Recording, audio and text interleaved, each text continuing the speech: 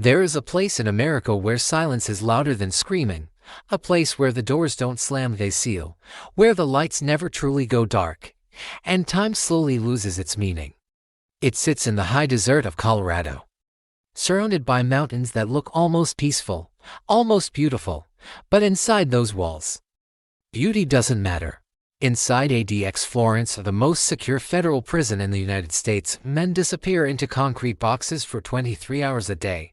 No handshakes, no shared meals, no conversations echoing down the hall, just isolation. But here is the question most people never ask: what happens to the human brain when it has cut off from human contact for years? Not days, not weeks, years. Tonight, we're not just exploring the prison, we're exploring what solitary confinement does to the mind. And by the end of this documentary, you may start wondering whether the most powerful weapon inside ADX Florence isn't steel or concrete, but psychology.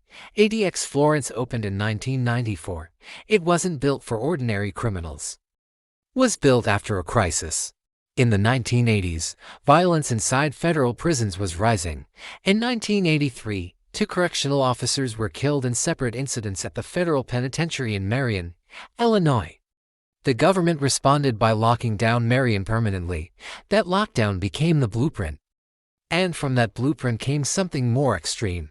ADX Florence, often referred to as a Supermax prison, was designed to hold inmates considered the most dangerous, disruptive, or high-profile in the federal system: terrorism convicts, organized crime leaders, prison gang commanders, inmates who had attacked staff or other prisoners. The goal wasn't punishment in the traditional sense. The goal was control. Absolute control. Every inch of ADX was engineered with one purpose: eliminate unpredictability. The cells are soundproofed to reduce communication. The doors are remote-controlled. Movement is scheduled to prevent inmate contact. Even the recreation yard is a solitary cage, sometimes described as a dog run, with high walls and a small opening to the sky. And here's where the science begins. Because ADX wasn't just built to contain bodies, it was built to manage behavior through isolation. An inmate at ADX Florence typically spends 23 hours per day inside a single cell. The cell measures roughly 7 by 12 feet. Concrete bed, concrete desk, concrete stool. A slit window positioned so the prisoner can see only the sky and part of the building. Not the landscape, not the mountains, not freedom. The design is intentional. Limited visual stimulation reduces environmental awareness. Reduced awareness reduces coordination. Reduced coordination reduces risk. But here's what neuroscientists know: the human brain evolved for social connection. For thousands of years, survival depended on group belonging. Conversation regulates emotion. Facial expressions stabilize perception. Touch grounds the nervous system. When those elements disappear, the brain doesn't simply adjust, it reacts. Studies on prolonged isolation have documented increased anxiety, heightened paranoia, sleep disturbances, hypersensitivity to sound, difficulty concentrating, memory impairment. Some former inmates have described hearing voices. Others reported feeling as if time stopped existing. One psychiatrist who studied solitary confinement compared the experience to a social death. And yet, as supporters argue that ADX is necessary because the inmates housed there have histories of extreme violence. So the system asks a hard question: if someone has proven they are dangerous in group settings, what is the alternative? To understand the psychological impact, we look at documented accounts from former ADX inmates. Several high-profile prisoners have spoken through legal filings and interviews after release or transfer. Some described intense mental deterioration during long-term isolation. In court cases, inmates have argued that extended solitary confinement caused severe psychological harm. Federal courts have reviewed these claims. In some instances, reforms were ordered, including mental health step-down programs, because here's what became increasingly clear: solitary confinement affects people differently. For some, it reinforces discipline. For others, it fractures reality. One former inmate described pacing in circles for hours just to feel movement. Another said he would replay old memories repeatedly because there was nothing new to process. The brain, deprived of stimulation, begins to create its own. This is not fiction. It's documented neurological response. MRI studies of socially isolated individuals have shown changes in areas of the brain linked to emotion regulation and cognitive function. When social input disappears, stress hormones increase, cortisol levels rise, and over time, the nervous system remains in a heightened state of alertness. Inside ADX, silence isn't peaceful. It can be oppressive. ADX operates using a tiered system. New arrivals often begin in the most restrictive conditions. Over time, with consistent behavior, they may move to less restrictive units. This is known as a step-down program. The idea is behavioral modification. Isolation isn't meant to be permanent for everyone. It's structured as a management tool. But here's where critics raise concerns. Progression can be slow, very slow, and time, inside isolation, behaves differently, without normal social markers, birthdays, gatherings, shared meals. The mind loses its rhythm. Psychologists call this temporal disorientation. Days blur, weeks collapse into each other, and when time collapses, identity can begin to blur too. Who are you when no one speaks your name? Who are you when no one reacts to your presence? Solitary confinement forces a confrontation with self without distraction. For some, that produces reflection. For others, it produces psychological strain. Supporters of ADX argue that it has prevented violence within the federal system. Since its opening, incidents involving the highest-risk inmates have been tightly controlled. Correctional officers operate with layers of protection. Communication between inmates is restricted. Escape attempts from ADX Florence have not been successful. From a security standpoint, the design works, but mental health advocates argue that prolonged isolation should be limited.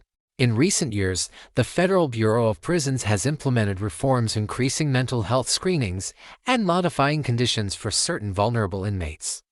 Because even in maximum security, the science cannot be ignored. The human brain requires connection. But here's what most people don't realize. Isolation doesn't just affect inmates. Correctional officers working in high isolation environments have reported emotional strain too. When your job is to interact through steel doors, when most communication is reduced to commands, it challenges you. ADX Florence is often described as a fortress, but fortresses affect everyone inside them. Inmates, staff, psychologists, families waiting outside. The science of solitary confinement is not simple. It's not black and white. It exists in tension between safety and psychology, between control and consequence. And in the next chapter, we're going deeper into what neuroscience reveals about long-term isolation and whether the mind can truly recover after years alone. Because the real question isn't whether ADX works. The real question is, what does it Imagine cost? Sitting in a quiet room. No phone, no conversation, no outside noise. Now imagine that room is made of concrete. Imagine the silence lasts not 1 day, but 1 year. Neuroscience has something unsettling to say about that. The human brain is not built for prolonged isolation.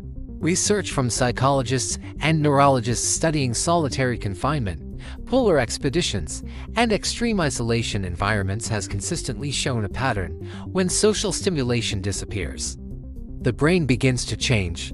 The prefrontal cortex, responsible for decision-making and impulse control, can become less active under chronic stress. The amygdala of the brain's fear center can become more reactive. In simple terms, fear responses increase, emotional regulation weakens, focus declines. Dr. Stuart Gracian, a psychiatrist who studied prisoners in isolation, documented what he called shoe syndrome, named after special housing units. Symptoms included panic attacks, paranoia, hallucinations, severe anxiety, obsessive thoughts, hypersensitivity to stimuli. Every inmate experiences this. But enough documented cases exist that the psychological effects of solitary confinement are now widely debated in academic circles. Inside ADX Florence, inmates are not physically tortured, but critics argue that prolonged social deprivation may create psychological consequences that are harder to see and harder to measure. Because concrete doesn't bruise the skin, it presses against the mind. There is something else. Isolation changes time. Former inmates have described losing track of days within months. Without external structure of social events, shared routines, natural environmental cues, the brain struggles to mark progression. In ordinary life, time is measured by interaction, a meeting, a conversation, a meal with someone else. Inside ADX, those markers disappear, and when time becomes shapeless, identity can follow. Psychologists call this temporal distortion. Studies in isolation environments, including NASA simulations and Antarctic research stations, show similar patterns: disrupted sleep cycles, fragmented memory, emotional flattening. Increased irritability. In extreme cases, individuals begin to feel detached from themselves, not because they are weak, but because the brain depends on social rhythm. One former federal inmate described it this way in legal testimony: "It felt like the world moved on without me, and I stopped existing in it." That statement isn't dramatic, it's neurological. The brain maps identity through feedback from others. Without feedback, the sense of self can weaken, and that's where the debate intensifies. Because ADX was designed for individuals considered too dangerous for normal prison populations, so the system balances to competing truths: public safety and psychological health. Over the years, solitary confinement practices have faced legal challenges. Inmates and advocacy groups have argued that prolonged isolation may violate constitutional protections against cruel and unusual punishment. Federal courts have examined these claims carefully. In some cases, judges acknowledge that extended isolation can cause significant psychological harm, particularly for inmates with pre-existing mental health conditions. As a result, reforms were introduced. The Bureau of Prisons created mental health screening programs. Some inmates were transferred out of extreme isolation if diagnosed with severe psychiatric disorders. Step-down programs were expanded. The system evolved slowly, because even within maximum security, there is growing recognition that mental health cannot be ignored. ADX Florence did not disappear, but oversight increased, and the science behind solitary confinement began influencing policy discussions nationwide. There is another side to this story that rarely makes headlines.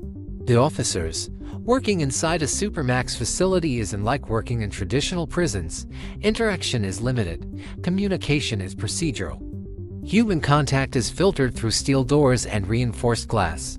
Officers are trained to remain alert at all times, because the inmates housed at ADX include individuals with histories of extreme violence. That level of constant vigilance can create its own psychological toll. Research on correctional staff in high-security facilities has shown elevated stress levels compared to many other professions. Burnout, emotional fatigue, hypervigilance. The architecture of isolation affects everyone inside it. ADX is a fortress, but fortresses are heavy even for those holding the keys. Here's where the story becomes complicated. Not all inmates remain in solitary conditions permanently. Some are transferred, some complete step-down programs. Some eventually return to lower security environments. The question researchers ask is, after years of isolation, can the brain recover? Studies on formerly isolated individuals suggest partial recovery is possible, but reintegration can be difficult. Social anxiety may persist. Sensitivity to noise can remain heightened. Trust can be slow to rebuild. Neuroplasticity of the brain's ability to adapt offers hope, but recovery often requires structured support, therapy, gradual exposure to social environments. Time behaves differently after isolation. One former inmate described stepping into a crowded room after transfer and feeling physically overwhelmed by the sound of multiple voices, not fear, overload. When the brain has adapted to silence, normal life can feel like chaos. Despite controversy, ADX Florence remains operational. Supporters argue that without Supermax facilities, certain inmates would pose serious risks to staff and other prisoners. History shows that before Supermax prisons, high-risk inmates sometimes orchestrated violence from within general populations. ADX was built to stop that, and by many security metrics, it has. There have been no successful escapes. Internal coordination between high-risk inmates is tightly controlled. Violence inside the facility is significantly limited compared to high-risk units in traditional prisons, so the debate remains complex. It is not a simple story of right or wrong. It is a story of trade-offs, safety, control, psychology, human rights. And somewhere between those forces sits a concrete cell in Colorado. Here's the part that stays with people. Isolation does not always scream. Sometimes it whispers, a slowed thought, a delayed reaction, a memory that feels distant. The science behind solitary confinement is not cinematic. It's subtle. It's measured in brain scans, hormone levels, sleep patterns. But behind every data point is a human mind trying to adapt. Some adapt successfully, some struggle, and the system continues to evolve, slowly responding to research, lawsuits, and public debate. ADX Florence was built to control the most dangerous individuals in the federal system, but in doing so, it forced society to confront a difficult question: how do you protect the public without losing sight of the human brain? Because here's the truth: solitary confinement is not just about prison. It's about what happens when you remove connection from any human being. And science tells us something undeniable: connection is not a luxury. It's a biological need. ADX Florence represents the extreme edge of that equation, the place where safety meets isolation at its most intense. And whether history will judge it as necessary or excessive may depend on what future research continues to reveal. ADX Florence houses inmates convicted of some of the most serious federal crimes in U.S. history. Among them have been terrorism convicts, organized crime figures, and inmates who committed violent acts inside other prisons for security and ethical reasons. Daily life inside ADX is rarely shown publicly, but court documents, Bureau of Prisons reports, and former inmate accounts give us a clear picture. Many inmates at ADX have spent years in isolation. Some arrived after attacking other prisoners, some after assaulting correctional staff. Some were considered capable of coordinating violence. From inside traditional prison populations, the federal system determined that separation was necessary. That decision is rooted in one core idea of prevention. ADX is designed to prevent influence, prevent communication, prevent escalation. But here's the psychological tension: when you prevent external control, you increase internal confrontation inside a concrete cell. There are no crowds, no gangs, no chaos, just thought. For some inmates, that silence becomes reflection. For others, it becomes amplification. Every regret, every anger, every memory. Isolation doesn't erase the past, it magnifies it. ADX Florence is extreme, but solitary confinement is not unique to it. Forms of isolation have existed throughout history: monastic isolation, military confinement, polar expeditions, space mission simulations, and across all these environments, one pattern appears again and again: humans struggle without connection. In the 1950s and 60s, researchers conducted sensory deprivation experiments. Participants placed in low-stimulation environments reported visual distortions, auditory hallucinations, difficulty concentrating, anxiety, and these were volunteers isolated for days, not years. Modern neuroscience confirms that social interaction stimulates neural pathways responsible for stability and emotional regulation. Eye contact matters. Voice tone matters. Shared experience matters. Remove those long enough, and the brain compensates, sometimes in unpredictable ways. ADX Florence represents one of the most structured forms of isolation ever implemented in a correctional setting. It is not chaotic isolation.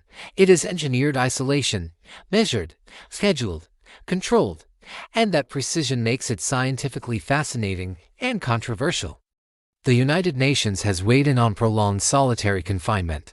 The Mandela Rules, international guidelines for prisoner treatment, suggest that more than 15 consecutive days of solitary confinement may constitute cruel treatment if conditions are extreme. Not all countries follow this strictly. Some nations have reduced solitary use, others maintain high-security isolation units similar to Supermax facilities. The global debate mirrors the American one. How do you manage individuals who pose severe risks without causing irreversible psychological harm? There is no universal answer. Some correctional systems emphasize rehabilitation through structured social programs. Others emphasize separation for high-risk cases. ADX Florence sits firmly in the separation model. Mission is security first, rehabilitation second, and that priority defines its design. Let's return to the science. When a person is placed in prolonged isolation, three major systems are affected: the stress response system, the sleep cycle, the social cognition network. Chronic stress can increase cortisol levels. Elevated cortisol over long periods has been linked to memory issues, impaired concentration, emotional volatility. Sleep cycles often become disrupted in isolated environments. Without normal day-to-day variation in activity and interaction, circadian rhythms can weaken, and perhaps most significant, the social cognition network, the part of the brain that helps us interpret facial expressions, tone, and intention, receives less stimulation. Over time, reduced social engagement may make re-entry into social settings more overwhelming. This is not a moral argument. It's neurological data. The brain adapts to the environment it is given. If the environment is silence, the brain adapts to silence. It's important to understand, not every inmate remains in the most restrictive conditions indefinitely. ADX uses a step-down program that allows inmates to earn more privileges through sustained positive behavior, gradual increases in out-of-cell time, program participation, limited group interaction. The idea is controlled reintegration. Critics argue it can move slowly. Officials argue that slow progression is necessary for safety. Both perspectives revolve around one central tension: risk. Supermax facilities were created in response to real violence, but prolonged isolation carries documented mental health risks. The system attempts to balance both realities, and that balancing act continues to evolve. Now we arrive at the part that lingers. ADX Florence was built to control the most dangerous inmates in the federal system.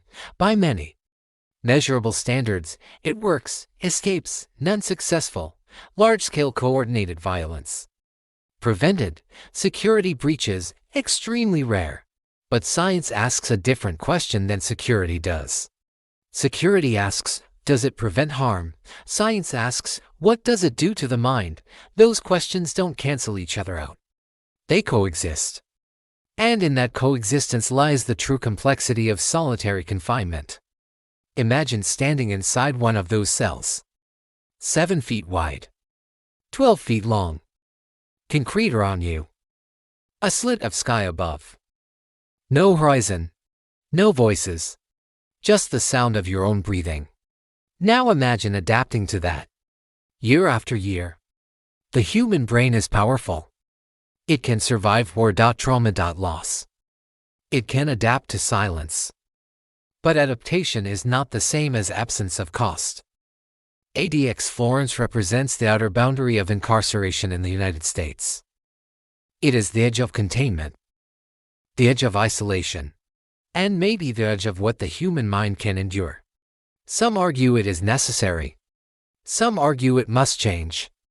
Some argue it should not exist at all. But one thing is undeniable: solitary confinement is not just a prison policy. It is a psychological experiment unfolding in real time. And long after the steel doors close, the science continues. Because in the end, the strongest walls at ADX Florence aren't made of concrete, they're built from silence.